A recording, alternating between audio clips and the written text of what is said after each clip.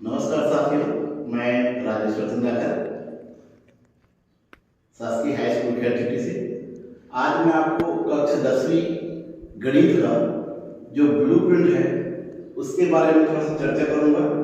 उसके बाद बताऊंगा कि इस वर्ष हमारे जो प्रश्न पत्र गणित में कैसे आएंगे, इस पर भी मैं थोड़ा सा चर्चा करूंगा। तो चलिए, मैं आपको कुछ ब्लूप्रिंट के बारे में लिख दिया हूँ। कक्षा 10वीं के गणित के अंक विभाजन किस प्रकार है। तो कक्षा 10वीं में टोटल जो 14 चैप्टर हमारे पुस्तक में है उसको 7 इकाइयों में बांटा गया है। जो इकाई 1 को जो बीजगणित नाम दिया गया है उसमें ये जो चैप्टर 1 से लेकर 5 तक को रखा गया है और उसमें कुल 20 अंक निर्धारित किए हैं, जिसमें 1 अंक के 4 प्रश्न हैं, 2 अंक के 2 प्रश्न हैं, 3 अंक के भी 2 प्रश्न हैं और हम देखते हैं तो 6 अंक के 1 प्रश्न है। तो कुल इस इकाई से प्रश्न इस प्रकार से पूछे जाएंगे। बात करते हैं निर्देशांक ज्यामिति, जिसको इकाई 2 में रखा गया है और निर्देशांक ज्यामिति के अंतर्गत ये 2 पार्ट को समाहित किया गया है, निर्देशांक ज्यामिति और आलेख। यहाँ से कुल 8 अंक के प्रश्न आएंगे, जिसमें 1-1 अंक के 2 प्रश्न होंगे और 4 अंक के 1 प्रश्न होंगे और 2 अंक के 2 नंबर के 1 प्रश्न होंगे। तो कुल यहाँ पर 8 अंक के प्रश्न आएंगे। और हम बात करते हैं इकाई 3 वाणिज्य गणित, जिसके अंतर्गत हम बैंकिंग जो चैप्टर 1 है उसको शामिल किया है। लेकिन इसमें भी और खास देखते हैं कि ये जो कराधान है, टैक्सेशन, इसको सिलेबस से इस बार हटा दिया गया है। तो हम इसमें केवल बैंकिंग के बारे में ही बात करेंगे। फिर बात करते हैं हम त्रिकोणमिति। त्रिकोणमिति सबसे अच्छा चैप्टर है, जिसमें कुल 11 अंक है और इसमें भी 2 चीज था, एक त्रिकोणमिति एवं उसकी ऊंचाइयां। तो ऊंचाइयों को हटा दिया गया है, केवल त्रिकोणमिति समीकरण के बारे में बात करेंगे। और यहाँ पर देखते हैं इसमें कुल 11 अंक में से 3 अंक 1-1 नंबर के होंगे जो ऑब्जेक्टिव होंगे, वस्तुनिष्ठ पर आधारित होंगे, 2 नंबर के 1 प्रश्न होंगे और हम बात करते हैं कि 6 नंबर के 1 प्रश्न यहाँ से भी आएंगे। ठीक है। उसके बाद अगला चैप्टर है ज्यामिति, जिसमें 12 अंक है और इस ज्यामिति के अंतर्गत 2 चैप्टर को समाहित किया गया है। एक है समरूप त्रिभुज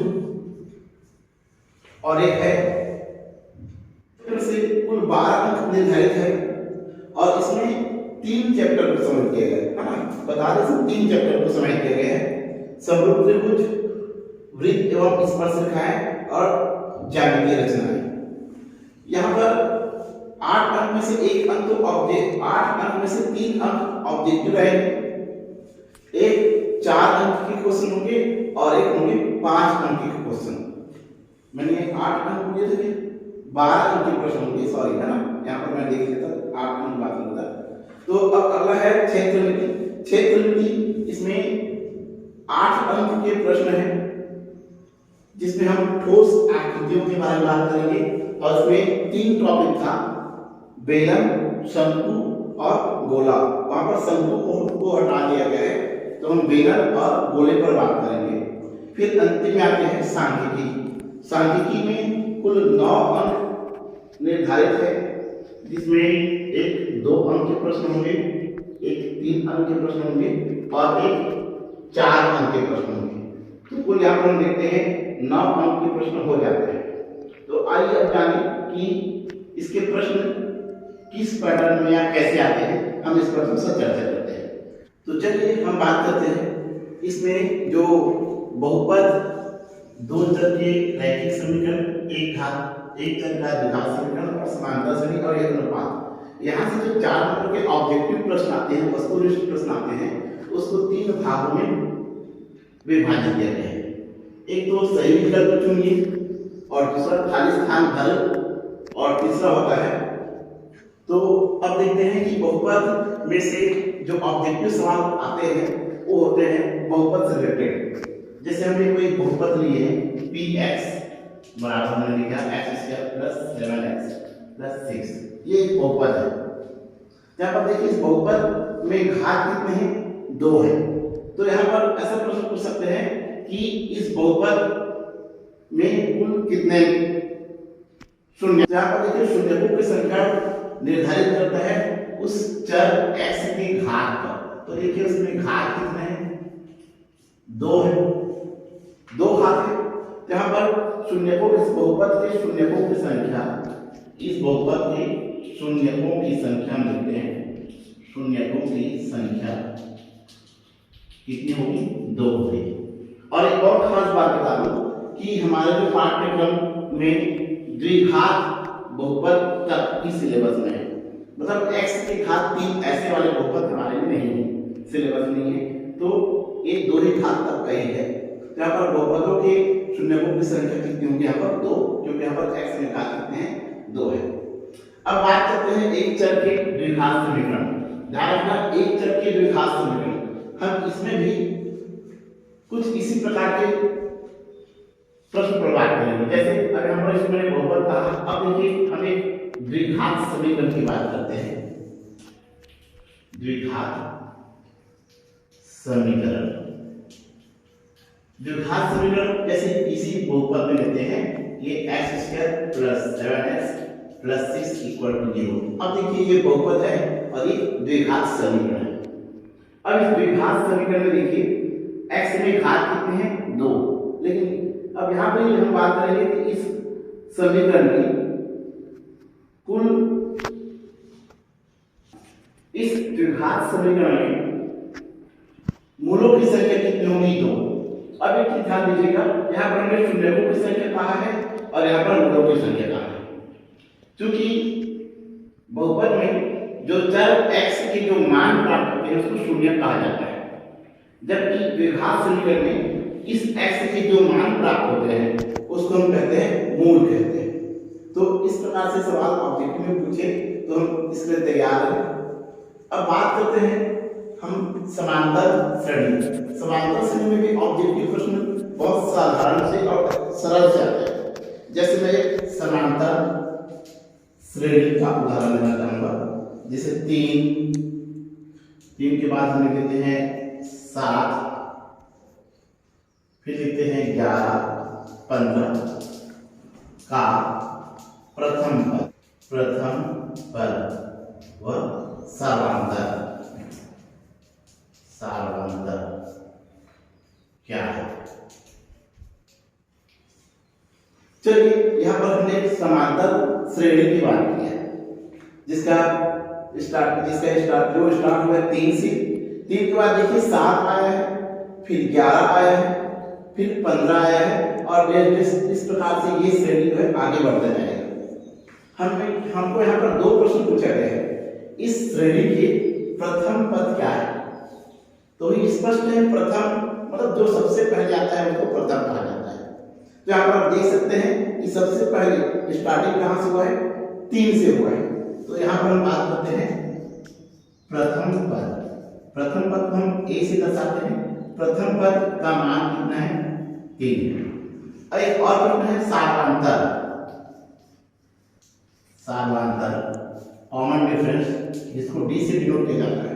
देखिए 3 के बाद 7 आया है, तो 3 में कितना जुड़ा है, तो 7 आया है, 4 7 में फिर 4 जोड़ते हैं तो 11 आता है, 11 में फिर 4 जोड़ते हैं तो 15 आता है। तो हम देख सकते हैं कि हर बार यहाँ पर 4 बढ़ रहे हैं।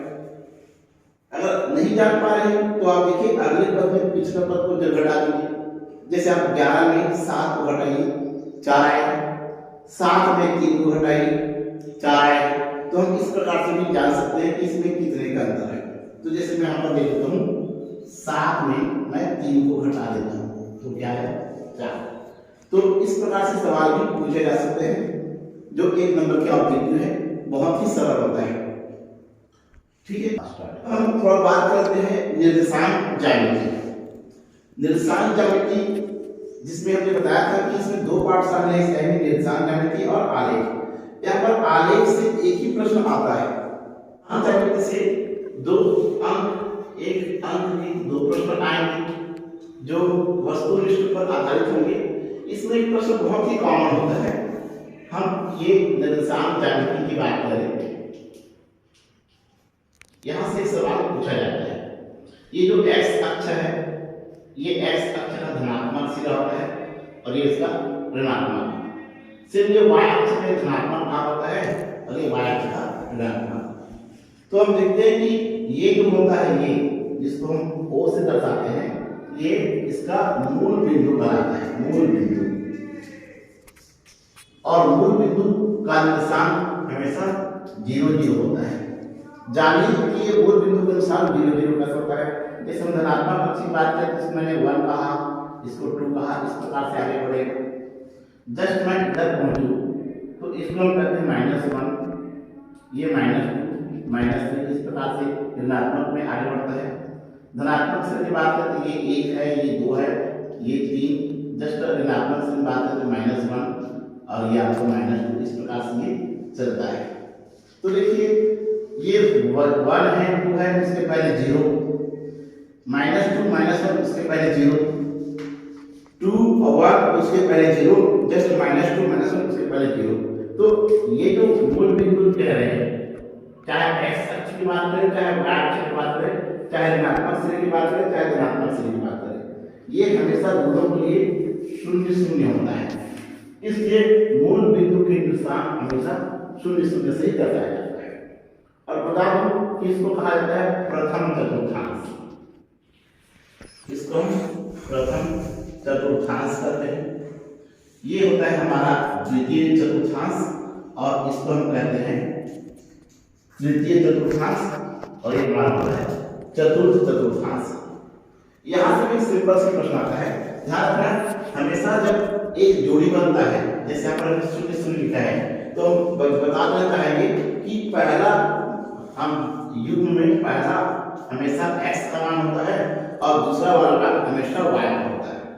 जैसे मैं इसमें बात करूँ कोई अंक लूँ, है ना, जैसे मैं लिखा है 2 और 1, तो ये 2 किसके लिए है? x अक्ष के लिए है और ये 1 किसके लिए है? y अक्ष के लिए।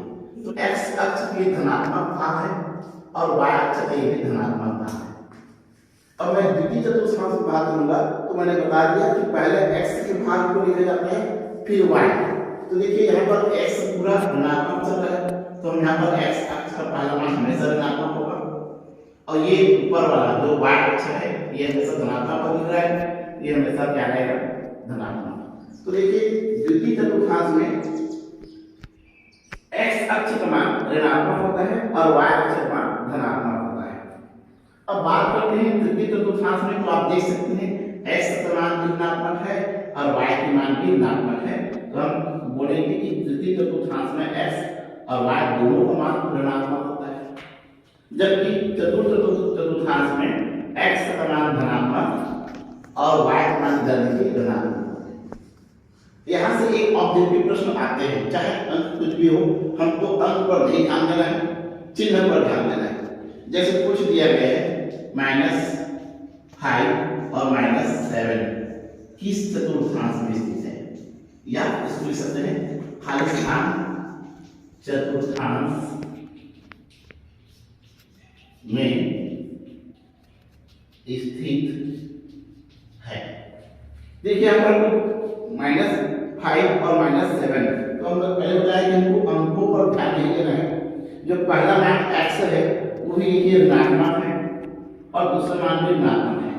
तो ऋण और ऋण, देखिए ऋण और ऋण कहाँ पर है? पहला, दूसरा और तीसरा। तो ये कौन से चतुर्थांश में स्थित है?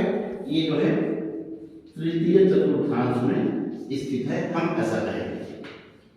अब इसी में थोड़ा सा हम चेंज कर देते हैं। चेंज इस प्रकार करते हैं कि चलिए हम लिख देते हैं 7 यानी 5 -9 खाली स्थान चतुर्थांश पर स्थित है। तो देखिए यहाँ पर सेकंड y में दिया गया है माइनस, लेकिन x में माइनस नहीं दिया है, इसका मतलब ये होता है प्लस। तो देखो प्लस के बाद माइनस, प्लस के बाद माइनस दिख रहे हैं, ये चतुर्थ चतुर्थांश में स्थित है। यहाँ पर बोलेंगे ये चतुर्थ चतुर्थांश में स्थित है। अब प्रश्न चाहे खाली स्थान के रूप में पूछ सकते हैं या सत्य और असत्य के रूप में पूछ सकते हैं या वस्तुनिष्ठ 4 में से एक ऑप्शन चुनिए, इस रूप में भी पूछ सकते हैं।